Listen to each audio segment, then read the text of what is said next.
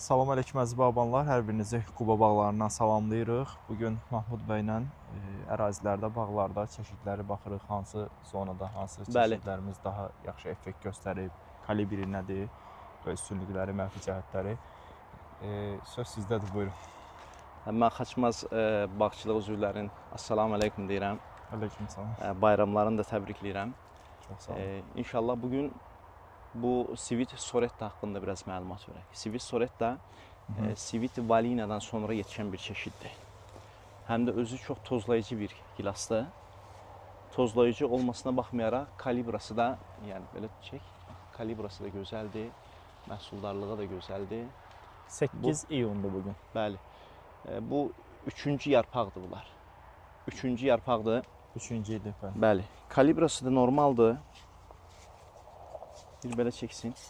Ümumiyyətlə Sivit sortların kalibri bunun yetişməsinə bir neçə gün var elə, tam yetişmir. Çünki gilas qaraldıqca kalibri, yəni böyüyən şeydir, ölçü alan şeydir yəni. Bir baxa görüm, bu 34'ü qoy. 33. 33'e qoyaq. Sən belə deyirsən də, yəni ki, bu 33'ümüz. Bir 34'e baxaq. 34 burada. 34 kalibra var. Bəli. Yəni düzdür, Valina 37 oldu, amma bu yetişməyib. Bunun yetişmə vaxtında var. Aha, 8 iyundur, təxminən bir neçə gün sonra. Gəl Kənan qardaş, bir buranı çək. Bir buranı, yəni bu yel buranı götürək. Buranı bax, belə götür bir dənə buradan. Bax qardaş. Olan kalibri amma daha böyükdür. İndi ağacdan ağaca fərq verir olur. Bəli. Bax, onlar 35 var o videoda bir dəqiq çəkilənlər. Yaxından çək Kənan onu. Sırf yaxından çək. İstəyirsən ölçək. Qoy. 35'i qoy. Buyur. 35. 35 var. Amma yetişməsinə bunun, yəni bu 36 deyil. 35. 35. Yəni bu Sivit Soretta Stepani'dən öncə, Valinadan sonra yetişən bir çeşiddir. Bəkliyi, parlaqlığı, yəni bunların rəngləri də hamısı çox gözəl rəngi var yəni. Tozlanma kimi vermək olur. Tozlayıcı kimi, həm bir gilas olaraq, həm də bir tozlayıcı olaraq çox gözəl bir gilasdır. Həm də bu çətin illərdə getirir bunlar. Bəli, bu il. Yəni bizim o bir çeşidlərdə olmasına baxmayaraq, bu çeşidlər məhsuldarlığı da var. Yəni bağbanın üzün güldürən bir çeşidlərdir. Biz sizinlə danışdıq, dün axşam bura gəlməli idik. Həm Gabriel çeşidi için, indi Gabriel yığılmışdı. Keçən ilin videosu var, oradan baxıb görə biləcəklər eyni.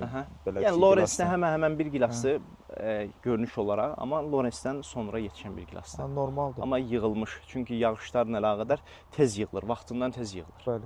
Dün axşam güclü yağış başladı. Axşamlar soyuq olduğunda gilas çatlayabilir. Mən dedim çatlayacaq, amma yenə normaldır, qalıb salamı. Belə gilası əslində 1-2-3 gündə gözləməyə mən məsləhət bilmirəm, yığmaq lazım. Bəli, çünki bu gilas çox bəkdir. Bunun yəni qaraldıqca bu kalibralar, yəni ölçü alır. Qaraldıqca ölçü alır. Uğurlar olsun. 3 illik bir bağımız idi. Bir dənə də bağ sahibi üçün də xeyirli, bərəkətli olsun. Yəni baxın, zəhmət olmasa. Kənan, bir buranı çəkərsən Kənan. Kənan.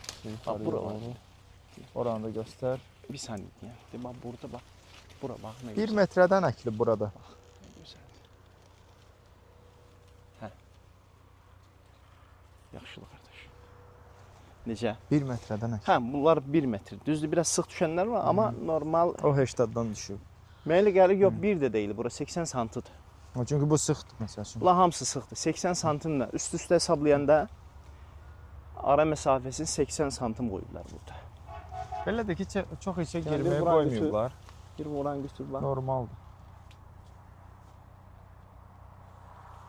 Gizellada neçə santıdan məsləhət bilirsiniz?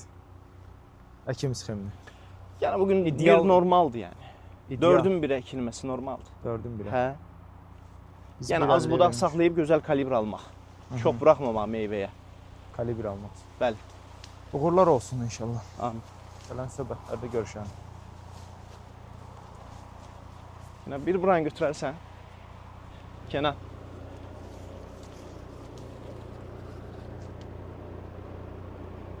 Yəni bu qədər məhsul olmasına baxmayaraq, kalibrasını itirmir.